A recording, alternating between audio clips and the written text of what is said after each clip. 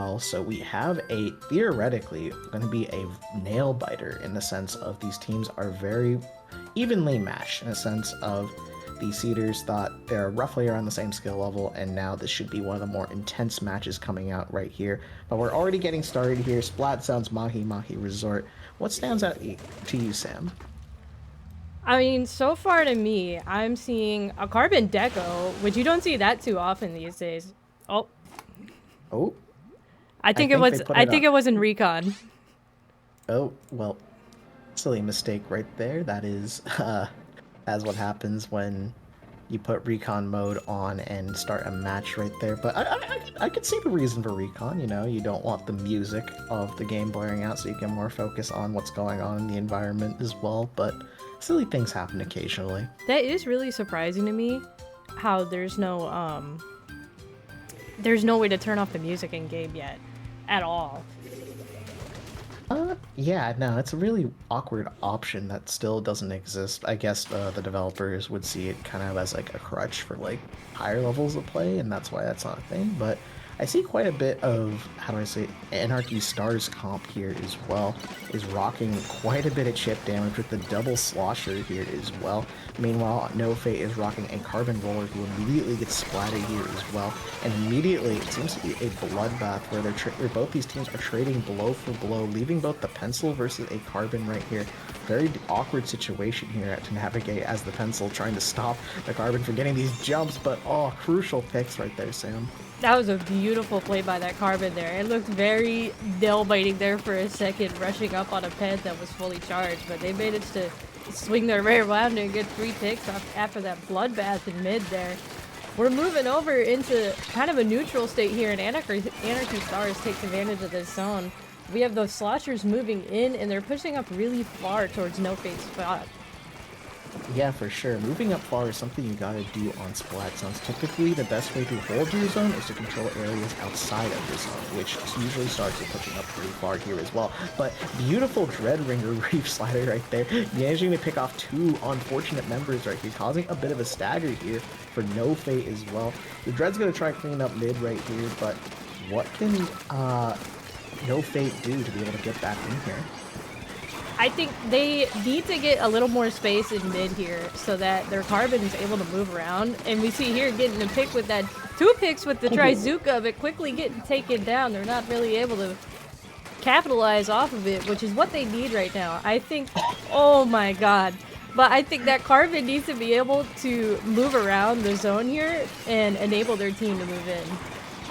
Yeah, for sure. Being able to allow your team to move forward right here is going to be such a difficult task to do with No Fate when this Reef Slider keeps continuously getting amazing doubles right here. It's going to be a pencil on pencil duel for a little bit here, but hey, Soda's up. We have that little bit of this life insurance, as I like to call it, right there as well. Being able to allow your team to come back in here as well. But you do need to stop this Dread from hitting the zone here as well, which I believe they are going to do. Yes, okay. Crucial picks from both sides right here, and the Carbon's going to keep threatening this pencil as well, trying to hold on for dear life. The Stamper does come in, but a little bit too late as the zone gets flipped, and now Anarchy Stars is going to be the one on the back foot, and No Fates is going to be the one to play their game here, Sam.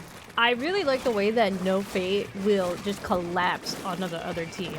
It's you won't see any of them, and then you see 3 of them just surrounding one person, and they're able to push up all together as a team. And it's working really well in their favor.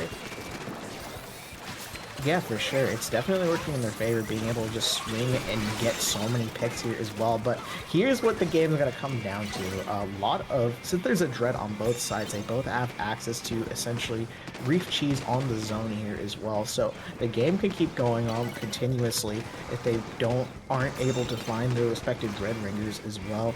But right now, No Fate is going to be the one on the back foot because they are currently not in the lead.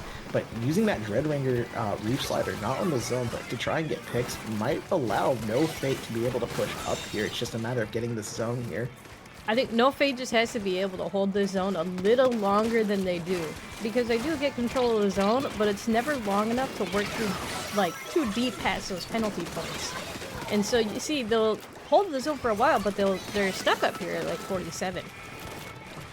Yeah, for sure. Being able to hold the zone for prolonged periods of time is how you eat through this penalty and being able to just swing the advantage in your favor as well. But there's a little bit of hope right here. Every time you get some points on the zone, usually only half of the points get applied through penalty. So you're just looking for that one good lockout, that one good opportunity to stop them from going forward here. But it looks like Strike Zuka is going to get invested as well. And that is a crucial pick coming from Anarchy Stars right there, stopping the Dreadringer from coming in. They do still have Soda, but the points are coming down right here. The Reef does manage to hit the zone, but there's hardly a minute left on this clock, and there's not many bodies alive to be able to do anything here, Sam. I'm really sad because there was a beautiful coordination of specials you saw there. They popped the Tri-Zukas with the Tri-Strikes at the same time, and following it up, I think with a Reef Slider really would have solidified that hold for them. But they were kind of still stuck up in their plat back there and weren't really able to move forward from it. So now we have Anarchy Stars ticking down in the last 10 points here, and I think they have this game. Yeah, for sure. The Reef Slider, unfortunately, did not have enough time to position it well to cap the zone right there, allowing Anarchy Stars to be able to comfortably take game one right there as well. So I think we are going to be seeing a nice back and forth going between these two teams as well, as the dynamic just comes down to who can set up their main weapons better right here? How do you either set up the Slosher as well as the Stamper if you're Anarchy Stars, or are you No Fate and trying to find a way to get your Carbon Roller in so they can get more explosive plays and crucial picks here, Sam? Well, I think it depends here what they pick for a counter pick. I think with that Carbon, I think maybe something like Tower on Mako would work really well for them. Yeah, for sure. Tower? I see Carbons move very well on Mako. And, well, they could do Splat Zones too, couldn't they? I'm trying to remember how. Okay, we're going Splat Zones on Robo Ramen. Oh, okay. Splat Zones Robo Ramen. A very neutral map mode, I like to say, right here. And I definitely think I see why you would want to pick this if you are No Fate here as well, because Carbon Roller often is able to contest the choke area or just around the glass. That is also crucial for your back lines as well as like some of your mid lines to be able to control it as well. Using that burst bomb to its biggest advantage as well, being able to just contribute to the fights in mid. And the Zuka, as someone who primarily uses that as one of their favorite specials, is very strong here, and we're already getting started here. We do see a switch up to the Wiper instead here on the side, I believe, of No Fate, and that's going to be a crucial here. We have a sword-on-sword duel with Wiper on No Fate's side and Stamper on Anarchy Star's side. I do think that this is still a good pick for the Carbon, as you said.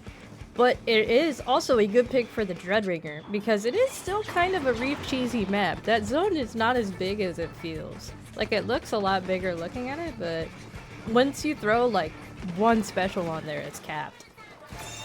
Yeah, for sure, and it's going to be basically a special economy, for lack of a better word, in which specials get to get invested on the zone as well as get invested in the areas that are crucial to stopping them from getting on the zone as well. As you can see, we see both Strikes and Reef Slider coming up from both sides right now, but Anarchy Stars continuously showing their dominance here, getting the picks as necessary, getting a delayed wipeout here as well, catching out that Wiper, and now it's going to be a little bit of a lockout situation here, Sam. It was really good plays from that pencil there, too. Letting their team push them forward and getting 2 picks themselves.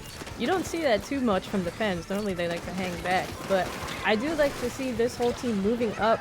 We have 1 jump back from the Dread, but you have the rest of the team pushing up there. Reslider coming out, almost caps the zone here. Yeah, for sure. The Reslider was, I think, used a bit as a panic situation to give himself more time, but now, being unable to cap right there, you don't have another resource to help you cap this zone right here, but we do see that the Viper try and make a play right there as well. We see Zuka come out, all these specials right here, yet the zone is still not capped. There we go. No Fate still managing to hang in this one here as well. They're slowly trying to build up more specials as well as move up this Carbon right here as well. But they're in a little bit of a dicey situation. It's going to come down to whether or not Anarchy Stars is able to find this beautiful shark that is coming out from Sizzle right there. As you said before, it is special economy on this map, but they also need to give their Carbon space to work around. Because when you have a Carbon just sitting in one puddle, of yellow. And then everywhere else around it is blue. There's not too much that carbon can do other than just hope and pray. Yeah, and as for you sure. see, that shark right there didn't work out too well for them as this bucket gets two before pushing up into No Fate's area. Yeah, for sure. The bucket put in an amazing double right there, just giving so much space for their team as well. But now it's going to be seeming like No Fate has the specials, getting ready to invest on zone. You see the strikes come out as well as the reef slider to guarantee this cap right here. So a lot of resources have been wasted to try and get to the zone here. So there's not much else remaining to be able to use for fighting here as well. But it's going to be the Wiper right here trying to take this fight here with the sword as well as the Dreadringer as well. It's a little bit of a duel right now, but the Wiper comes up on top, but gets cleaned out by this slosher Miku right here with an exclamation point. Gotta respect the Miku love. This is exactly the neutral game that you were talking about before we started, where it's just back and forth in special economy. You see one re-slider and another re-slider, and the zone goes back. One more tri-strikes and the zone will go back again. We have a Zipcaster coming out over the zone here, seeing if we can get anything. Doesn't find anything, but that zone is entirely covered. I want to see Anarchy Stars keep pushing forward because, I mean, that's the win button. Just hold forward. Yeah, for sure. You need to control everything else there in front of the zone and hold forward to be able to do that. But right now, just it seems like strike for strike, special for special. Players are investing so much to try and get something done right here. And it's going to be No Fate seemingly coming out on top. Never mind, 2 picks down. This Carbon's in an awkward spot, stuck in a Zuka as well. It's basically a delayed wipeout right here. And Anarchy Stars is going to try and see what they can do to hold this position right here in the choke point. And it's going to be very difficult for the Carbon to be able to do anything out of this situation. It's 1 minute left in this game, and Anarchy Stars only has 22 points remaining on the board. All they have to do is just hold it for the next 20 seconds, and this game is theirs. But we do have tri-strikes coming out on the zone, a hammer coming out, but gets taken down. 2 re-sliders coming out on the zone. It does flip, almost. There it goes. Now, all right, now we got penalty points on the side of Anarchy Stars, but we do only have about 40 seconds left in this match. Yeah, 40 seconds is not a lot of time here. There's still some penalty to work through if you are No Face looking to get this zone, but you not only do you have penalty, you have the space to work up here with this choke point.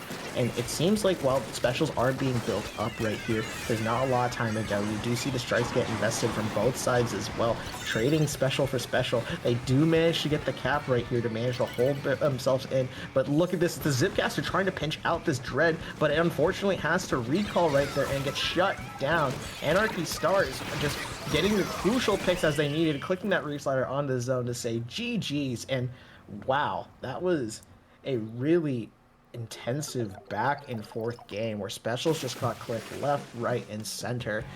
But it was just unfortunately not enough from No Fate's side, and that allowed Anarchy Stars to essentially run away with the game.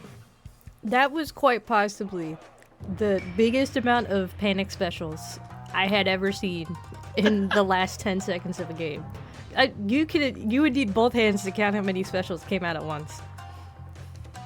Oh yeah, for sure. Just every special in the kitchen sink got tossed right there in desperation to catch that zone right there. And that's kind of the Hail Mary, not really the Hail Mary, but more of the rule of Splatoon right there, where if there's not a lot of time, you're forced to make plays that aren't exactly ideal and rather uncomfortable, and just blitzing out your specials so quickly, you're not going to be able to have much else to fight afterwards. And that's kind of what led No Fate to really just struggling to move up after they cap zone. They used their reef slider, they used their strikes. The cooler was already invested in it as well, so it's just you really don't have anything else really to move up or push through as well. And that's kind of what led to the back and forth right there. Is just the specials kept getting invested on zones, and because the penalty points kept applying, it just kept going back and forth for a little bit right there. But Anarchy Stars once again proving that if you are able to take advantage and live through the specials, you can respond with specials of your own and be able to perhaps get more value out of them. Yeah, I like how it wasn't a panic from one side. It was a panic from both. You saw 2 sets of tri-strikes, 2 re-sliders, 2 trizukas. Everyone had their same response to the other. But yeah, we do have a little bit of a wait here before we move on to our next match. So I think we're going to go on a short break because DRF may be coming back from the dead. Oh boy, stick around, folks. We will be coming back with round 3, so I believe that's going to be close to semifinal. No, it is semifinals